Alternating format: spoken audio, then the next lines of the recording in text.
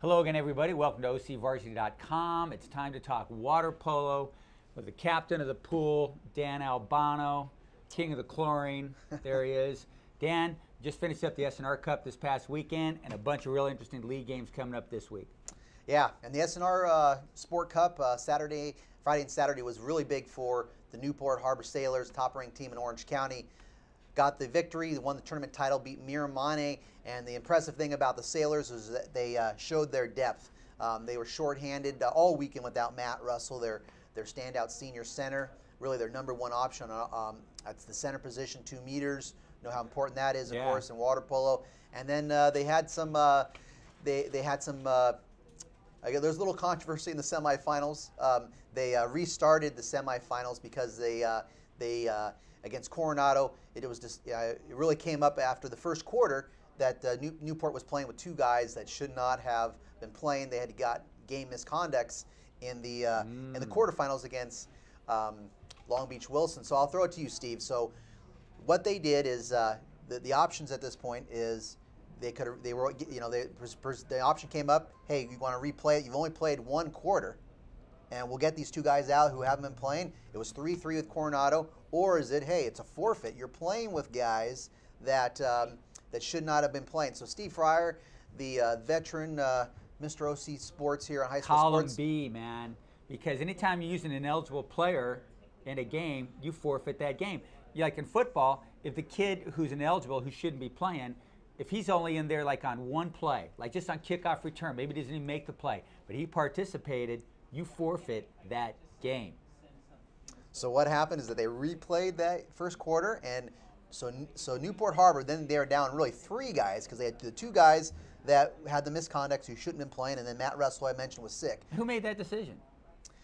This was talked about at the tournament, and it was agreed Coronado upon. guys must have been hot about that.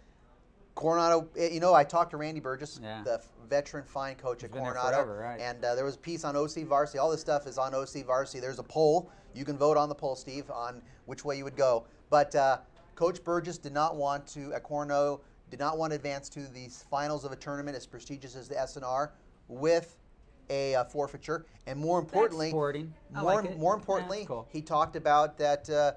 We're here to learn and get better for our championship season, and we want to play. And they got that little extra play time. And I talked to the runner-up there was Miramane of Orinda, the defending champions of the tournament. They lost to Newport Harbor. Asked that coach, Coach Lathrop, hey, what do you think about what Coronado Randy Burgess thought about this? And he said, I agree. And I think most of the coaches out there would have agreed. So it's been a hot topic on the poll. It's been back and forth, Steve. Yeah, that's a sporting but deal. Thank you, thank you for offering your expertise. All right, so we got league games coming up, Dan, and some pretty interesting ones on the schedule. Yeah, we got some big league games this week. Wednesday night, you got Newport Harbor playing host to Los Al. Los Al's trying to find themselves a younger team this year. Newport is the heavy favorite in that one. Interesting game Wednesday afternoon is going to be Coronado Del Mar against an improved Irvine. And then Thursday, you got Dana Hills playing host to San Clemente, South Coast League Division II teams, Division II league, very solid. Got to keep an eye on the Tritons and the Dolphins.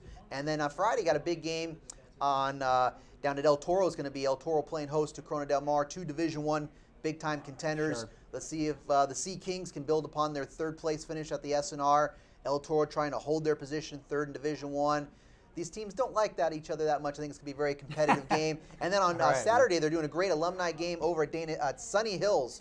And who's going to be there? Coach Sprague, the legendary coach. They're having their first alumni game at 10 o'clock at Sunny Hills High School. And Coach Sprague is going to be there. Going to have a lot of alumni. I guess they've got like 70 alumni guys or something like that. When I was a kid growing up, in the 70s, Sunny Hills just dominated in polo. Yeah, I think they won about 300 league games in a row or something like that. Yeah, they had all these same guys from the same families. They did it. Coach Sprague did a great job, and Coach is going strong, coaching at Los Alamitos. Yeah. And was very beloved and respected coach. Absolutely, great fella.